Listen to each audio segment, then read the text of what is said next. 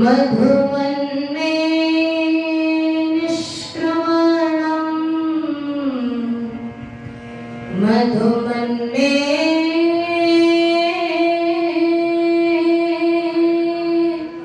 परायणम् वाचा वदामि मधुवन् भूयासं मधुसंधृशः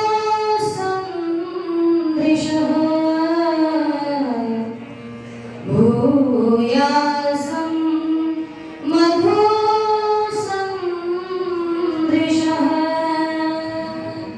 और ये चंद पंक्तियां मेरे साथ आप सभी बोल रहे हैं। मेरा नाभि हो मधु में, मेरा जाना भी मधु में हो, मेरा आना भी हो मधु में, मेरा जाना भी मधु में हो, मेरा आना भी हो मधु में, मेरा जाना भी मधु में हो। मेरी हर बात जाने के लिए वो वेदामृत सी मधु में हो, वो वेदामृत सी मधु में हो, वो वेदामृत सी मधुमय हो। गुरुकुल आर्य नगर हिसार के सम्माननीय प्रधान स्वामी सूर्यकानंद सरस्वती जी जो सांसद हैं सीकर से, और प्रथम बार आपके दर्शन मुझे हुए हैं। इस गुरुकुल के कार्यकारी प्रधान सम्माननीय श्री राजकुमार आर्य जी, मंत्री श्री राम बहादुर पोवाड़ जी एवं समस्त अधिकारीगण सदस्यगण, बहुत ही सुंदर जी के उपदेश हम सुनेंगे स्वामी शांतानंद जी सरस्वती जी, और जिनके बहुत ही सुंदर भजन हम प्रातः काल सुन रहे थे। सम्माननीय संगीतज्ञ सम्माननीय कल्याण बेदी जी, इस परिसर में उपस्थित समस्त धर्मानुरागी सज्जनों, हमारी गुरुकुल ब्रह्मचारी की बहनें और चमचमाते हुए समस्त ब्रह्मचारी सीधे होके बैठे हैं। आप सभी देखिए, ज्यादा दिन जीना चाहते हैं तो थोड़ी सीधी है बस, और जो नहीं जीना चाहता है वो जैसे जैसे बैठे। आइए केवल एक भजन के साथ वाणी को विराम कर दूंगी, जैसे कि समय की अल्पता है और बहुत सुंदर कवि ने लिखा क्या लिखा।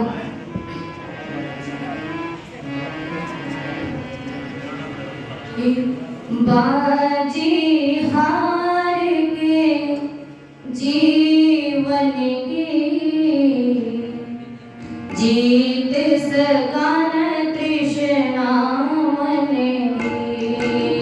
बाजी हार के जीवन की जीत सकान तृष्णा मन की। बिल्कुल बोले, बाजी हार के जीवन की जीत सकान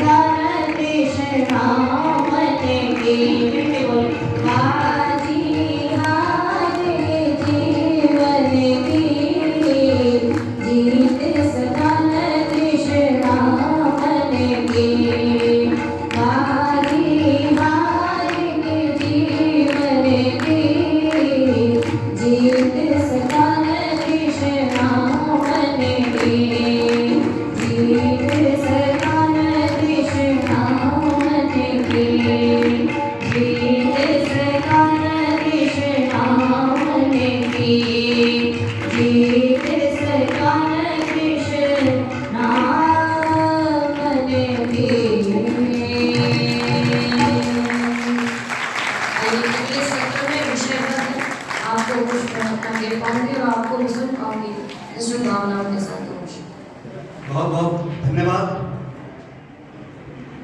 पूरे भारत की सुप्रसिद्ध उपदेशिका हैं, अनेक स्थानों पर आपको सुनने को मिला है और इनके कार्यक्रमों को देख करके ही गुरुकुल आर्यनगर में मेरे ख्याल में प्रथम बार आई है, पहली बार आई है। जिस प्रकार से आपने इतिहास पढ़ा है, रानी लक्ष्मीबाई ने इतिहास को बदल दिया।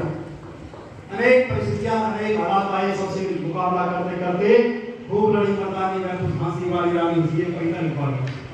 आज के माहौल में जिस प्रकार का चारों तरफ का वातावरण है, उस वातावरण को देखते हुए ऐसी ऐसी उपदेशिकाओं ने ही रानी झांसी लक्ष्मीबाई के प्रश्नों पर सुनने का प्रयास किया है। जोरदार तालियों के साथ दोपहर की बातचीत विशेष रूप से उनका कार्यक्रम रहेगा, क्योंकि अभी 1:15 बजे तक भोजन का कार्यक्रम हो जाएगा। अब मैं आमंत्रित करूंगा गुरुकुल आर्यनगर के प्रथम पत्नी के जो है बालिकाली प्रधान माननीय श्री राम कुमार जी, जिस प्रकार से मुझे कहते रहे कि समय का ध्यान रखेंगे, मैं वो बात तो आपको नहीं कहूँगा, लेकिन इशारा है कि आप समय का ध्यान रखते हुए अपना जो है आशीर्वाद देंगे।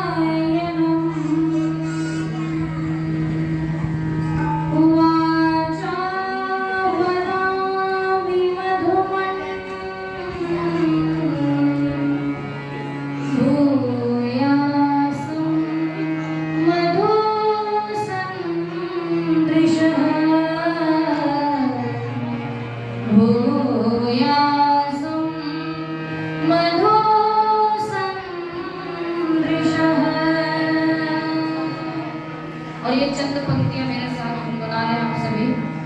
मेरा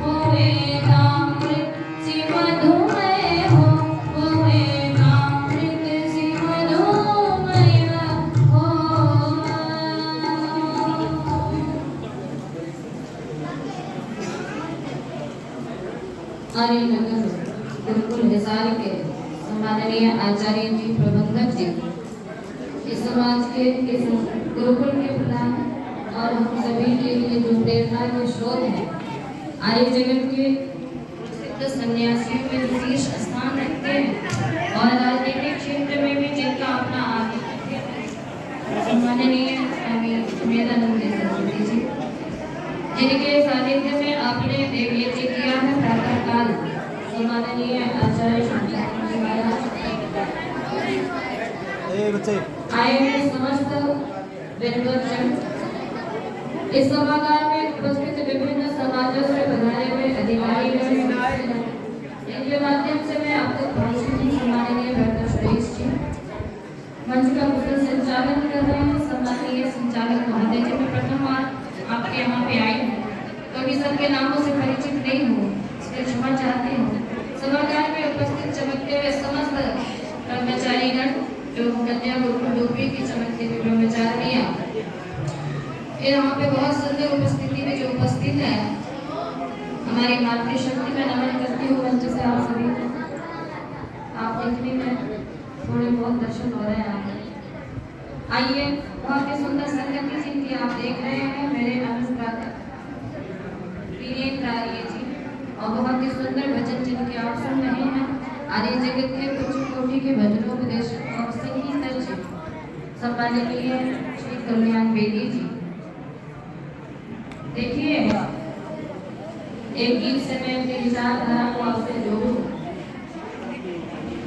जो मैं बोलूंगी उनके शब्दों को अगर ध्यान से सुनेंगे तो आप मेरी भावनाओं को समझ पाएंगे कि मैं आपसे कहना क्या चाहती हूं। शब्दों को ध्यान से नहीं सुनेंगे तो आपको उनके गीतों में भी आनंद आने वाला नहीं है।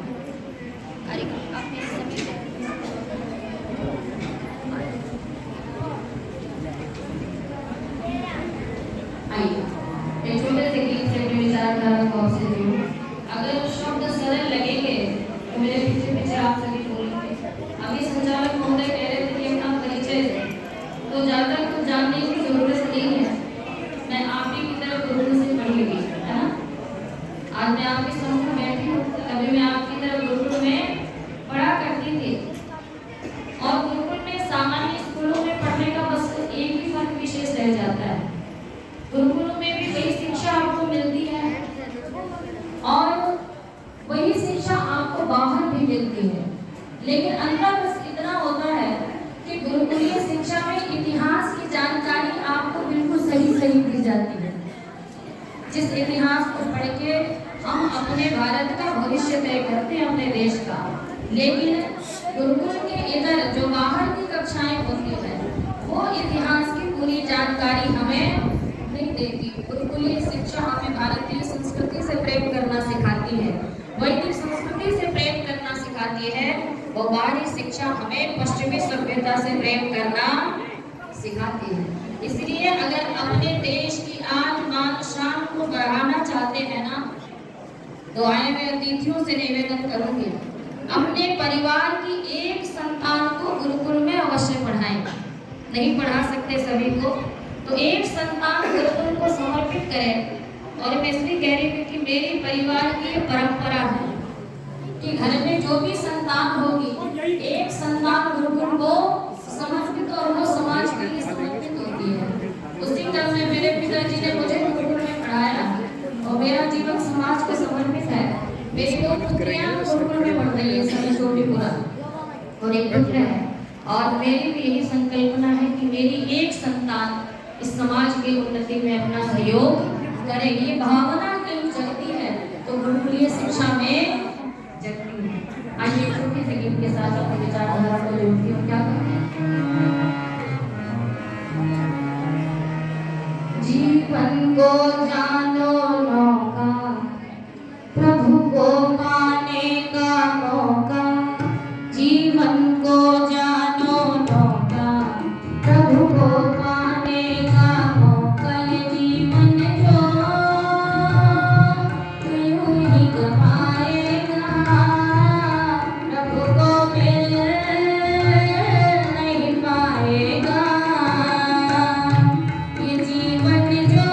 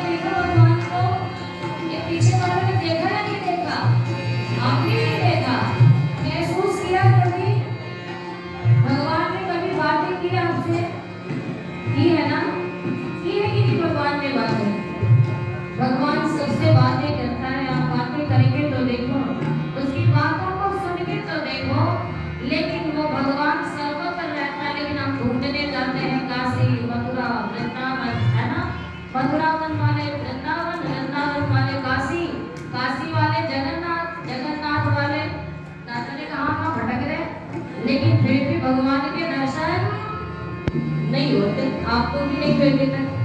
आइए उसी शब्दों को पिरोया और क्या लिखा है,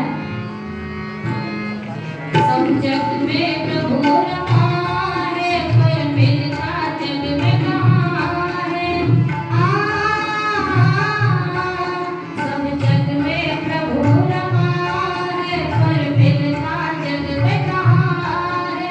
वो रहता तेरे अंदर, वो भी तो वहीं खड़ा है। वो रहता तेरे अंदर, वो भी तो वहीं खड़ा है। मत भाग जगत के पीछे, बैठो ना आगे पीछे। मत भाग जगत के पीछे, बैठो ना आगे पीछे। जीवन जो यूं ही गवाएगा, प्रभु को मिल नहीं पाएगा। ये जीवन जो यूं ही गवाएगा, प्रभु को मिल नहीं पाएगा। जीवन को जानो नौका, प्रभु को पाने का मौका। जीवन को जानो नौका, प्रभु को पाने का मौका। ये जीवन जो यूं ही गवाएगा, प्रभु को मिल नहीं पाएगा। ये जीवन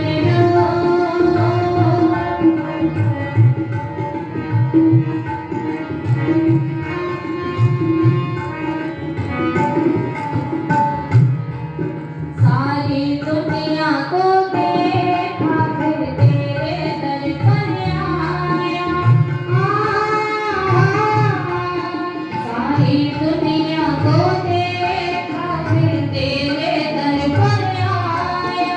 दरबार सजा था अंदर, मैं बाहर दौड़ लगाया। दरबार सजा था अंदर, मैं बाहर दौड़ लगाया। हम कुछ गाते हैं नैना, हम देखना का ये कहना।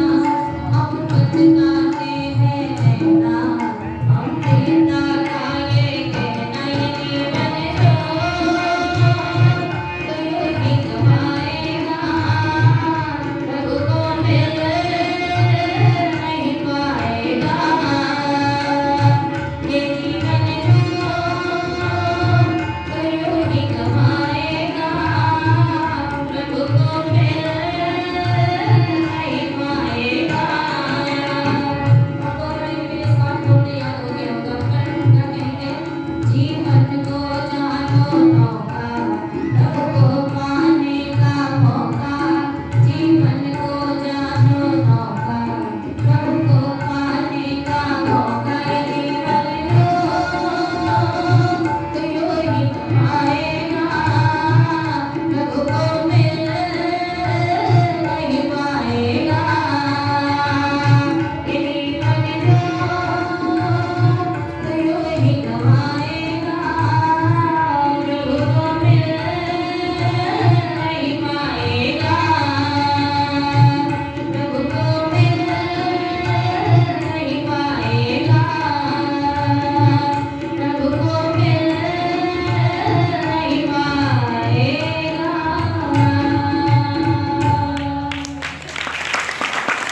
जीवन को जानो नौका, प्रभु को पाने का मौका, है ना। ये शरीर क्या है, नौका है। नौके का काम कहाँ लिया जाता है, बताओ। नौके का काम कहाँ होता है, नौका मतलब नाव, ये तो पता है आपको। नौका मतलब, और इस नाव का उपयोग कहाँ लिया जाता है, नदी को पार करने में।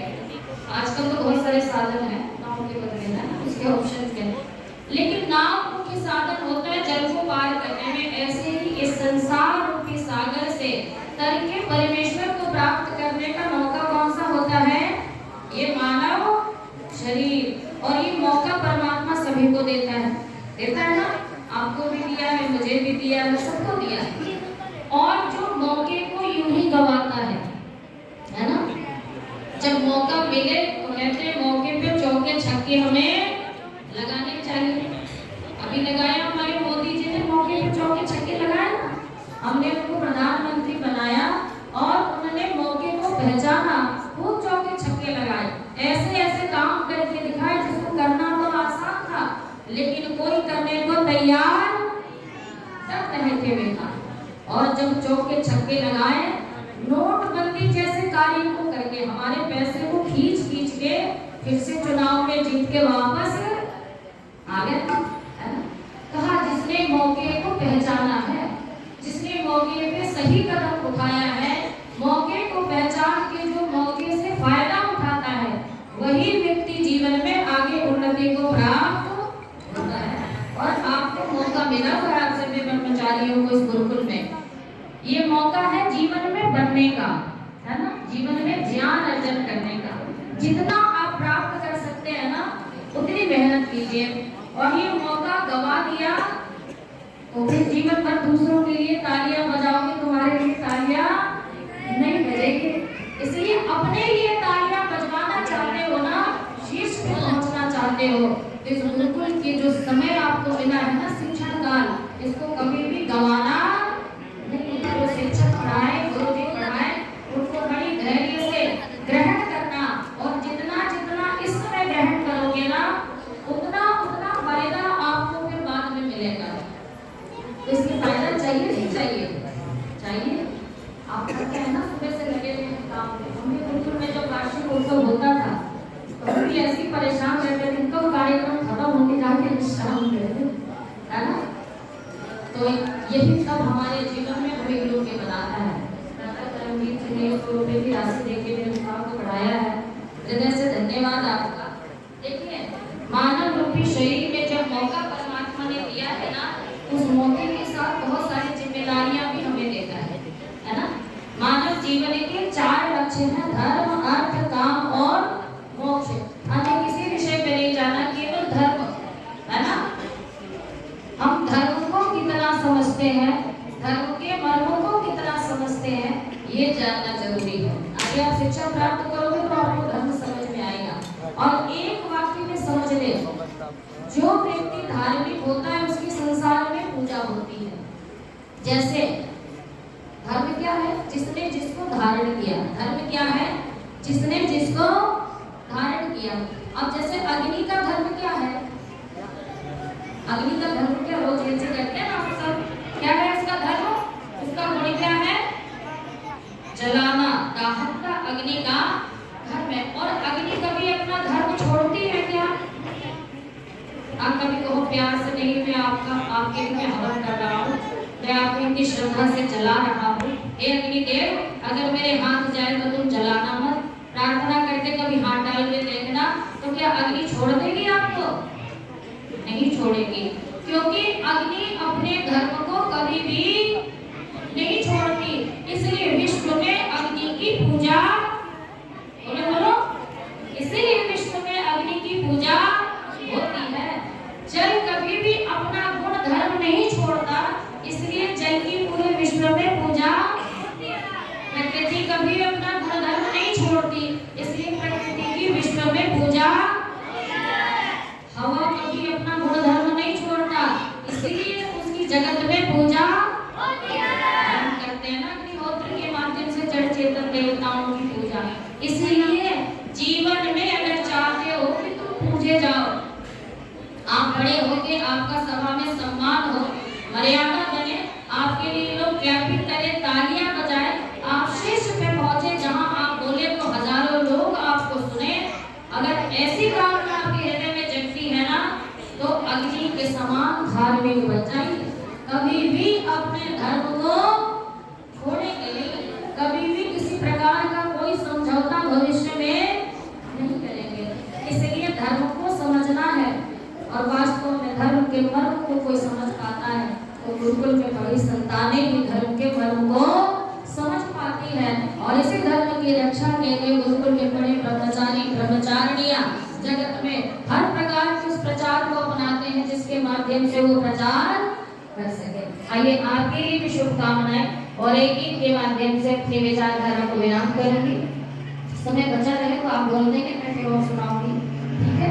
इसलिए मैंने एक गीत लिखा और ये गीत आज युवाओं के लिए लिखा, आप जैसे युवक और युवतियों के लिए लिखा कि हम अपने धर्म और संस्कृति को समझें, क्योंकि जिस देश में धर्म और संस्कृति जिंदा है वही देश आज जिंदा है, वही व्यक्ति जिंदा है जिसके अंदर धर्म और संस्कृति जीवित है। इसलिए हम बहुत लंबा जीना चाहते हैं, हम आयुष्मान होना चाहते हैं, हम आयुष्मती होना चाहते हैं, इसलिए कभी भी धर्म को हम छोड़ेंगे नहीं। इसलिए मेरे कवि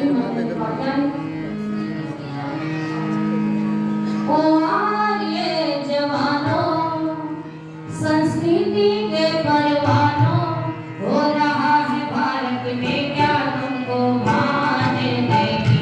रोज मरते हैं साधु संत यहाँ गुमनाम सही। ओ आए जवानों संस्कृति के परवानों, ओ आए जवानों संस्कृति के परवानों, हो रहा है भारत में, क्या तुमको माने देगी? रोज मरते हैं साधु संत यहाँ गुमनाम सही।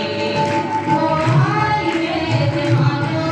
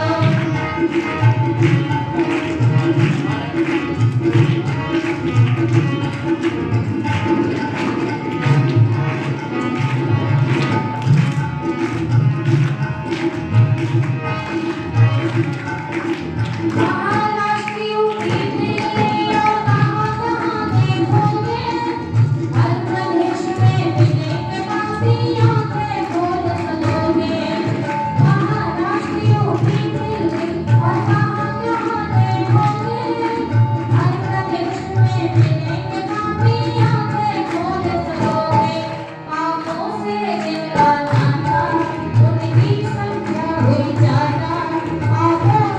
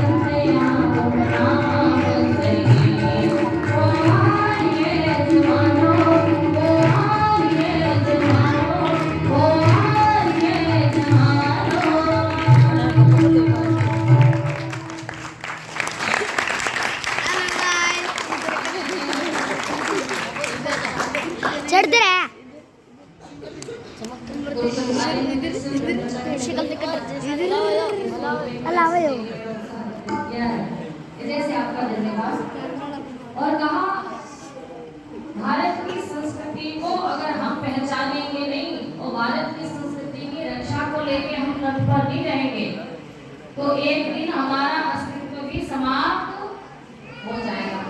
ये आपको इसलिए सुनाया जा रहा है क्योंकि भारत का भविष्य आप ही को तय करना है। किसको करना है? किसको करना है?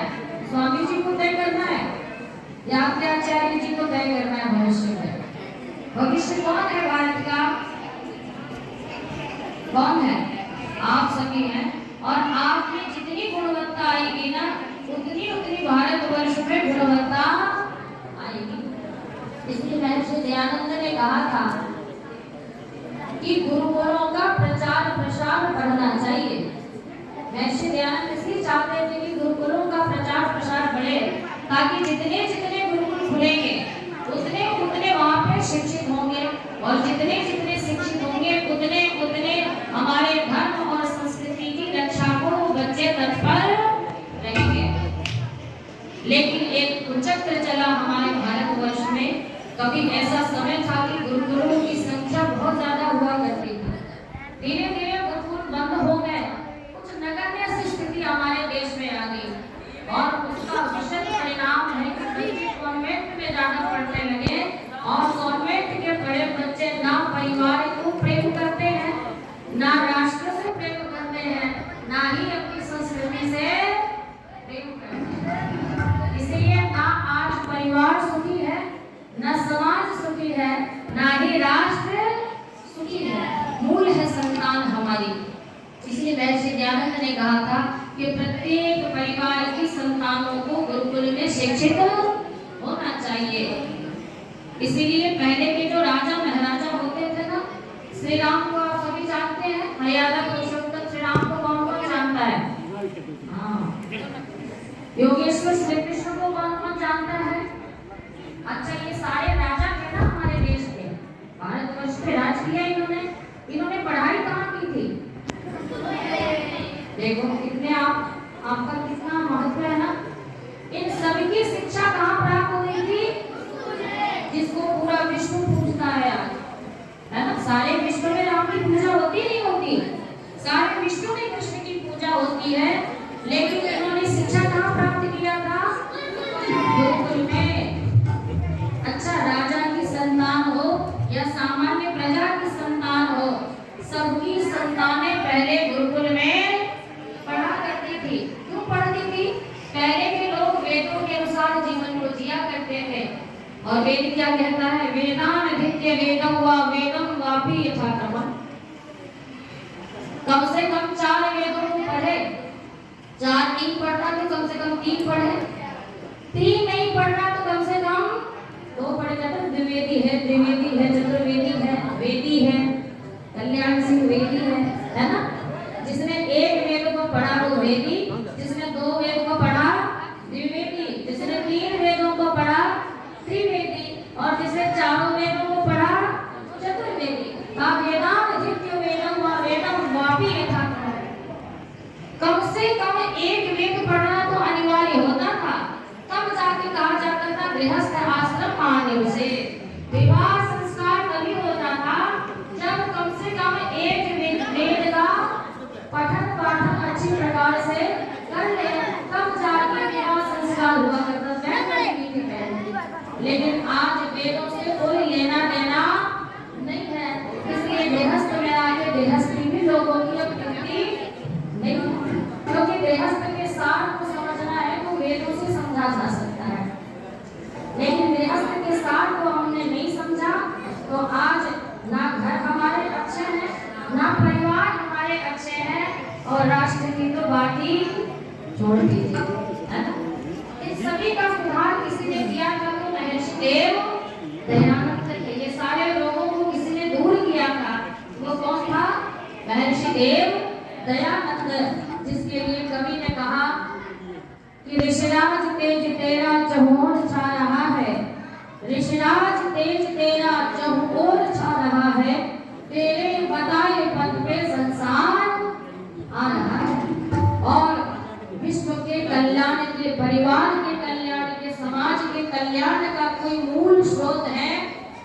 तो वो कौन है? वैदिक सिद्धांत।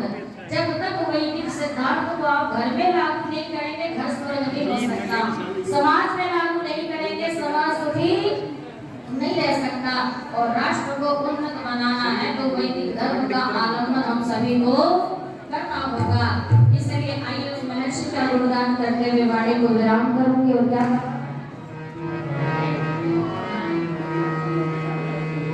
प्रांत गुजरात में है टंकारा,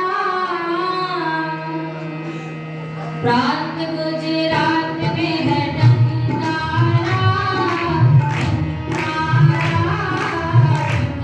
वाले का बोलो जयकारा। बोलो प्रांत गुजरात में है टंकारा, टंकारे वाले का बोलो जयकारा। प्रांत गुजरात में है टंकारा,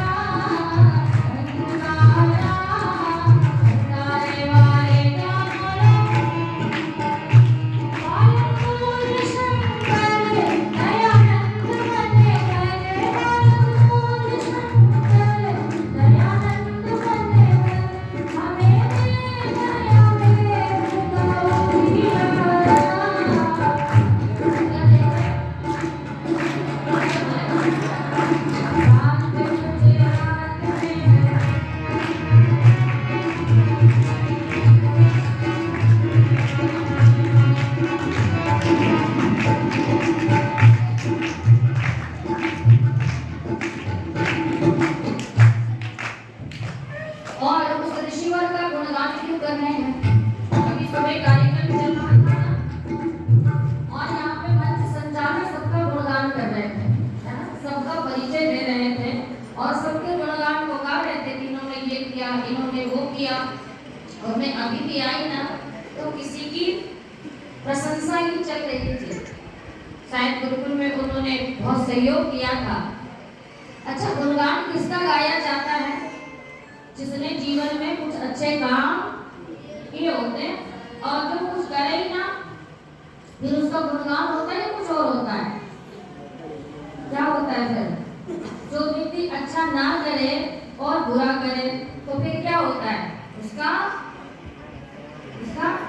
अपमान होता है। क्या होता है? आप सभा में अच्छी प्रकार से बैठेंगे तो आपका गुणगान होगा, है ना? और सभा में शैतानी करेंगे तो फिर आपका क्या होगा? फिर अपमान होगा।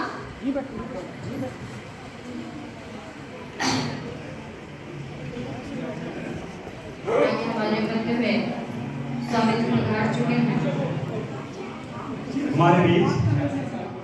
इंडोवैक्स भी नजदीक में कंपनी है, उनके डायरेक्टर हैं श्री तिवारी जी,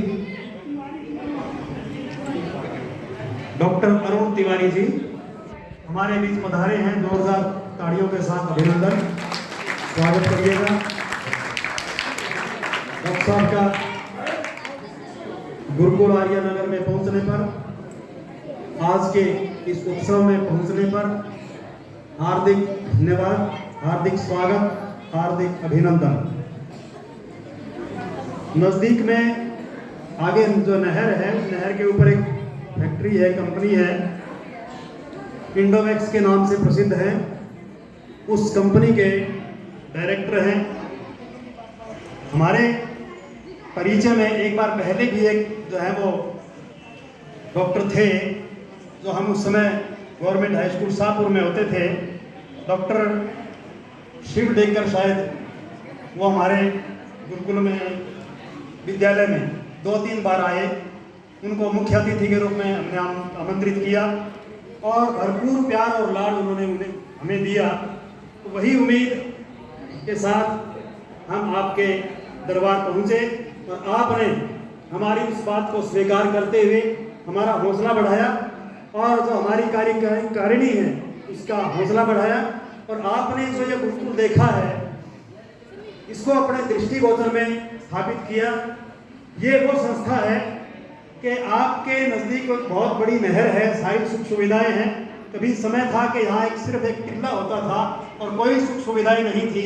स्वामी देवानंद जी महाराज के द्वारा आर्य नगर के बत्रा परिवार ने, दर्शन लाल जी बत्रा ने ये जमीन दी, गुरुकुल स्थापित हुआ और धीरे धीरे यहाँ पर इस प्रकार का जो है वो उन्नति हुई। जो उन्नति आपकी कंपनी में हो रही है, वैसे ही उन्नति आप कुछ और बनाते हैं, हम कुछ और बनाते हैं, मिलकर के हम सब देश बनाते हैं। इसलिए आपने हमें जो है कृतार्थ किया है, आपका अभिनंदन एवं स्वागत करते हैं। और ये थोड़ा सा गीत बीच में रह गया, उसके बाद आगे की कार्रवाई मैं चाहूँगा ये पूरा हो जाए तो अच्छी बात है। अमृता मैं कह रही थी कि सम्मान किसका होता है? जिन्होंने खूब अच्छे अच्छे काम कर रहे थे ना, संचालक महोदय फिर सम्मान कर रहे थे, गुणगान कर रहे थे। जो अच्छे काम करते हैं उनका गुणगान होता है और जो बुरे काम करते हैं उनका अपमान होता है। महर्षि दयानंद ने ऐसे ऐसे काम किए कि सारा संसार गुणगान करता है। और कैसे काम किए? तो कवि ने लिखा, वेदों के सार को जाना और उसका प्रचार किया था। वेदों के सार को जाना और उसका प्रचार किया था। सत्यार्थ प्रकाश को रचे करे, सबको सद्भाग्य दिया था। सोते देश को जगाया, हमें लुटने से बचाया।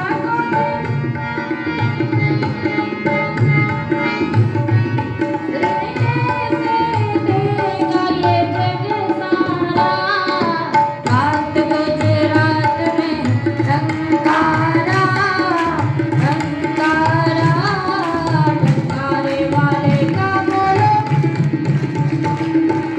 रात गुजरात में टंकारा, टंकारा, टंकारे वाले का बोलो जयकारा, टंकारे वाले का बोलो जयकारा, टंकारे वाले का बोलो जयकारा। बोल महर्षि दयानंद की। आप सभी कार्य से बहुत बहुत धन्यवाद। ओम शांति। बहुत बहुत धन्यवाद अमृता जी। आपके मुखारविंद से मधुर संगीत के माध्यम से वेद की शिक्षा सुनी और भविष्य में भी सुनते रहेंगे। अब मैं इस कार्यक्रम के पश्चात, जैसा कि आपको पहले भी सूचित था कि छोटा सा कार्यक्रम आपका योग का रहेगा, 2-3 आसन रहेंगे। और जो आज के हमारे मुख्य वक्ता के तौर पर है, जो योग के विषय में मैंने पहले पूरा विस्तार से बता दिया था कि उन्होंने अपना एक परिचय करवाया है योग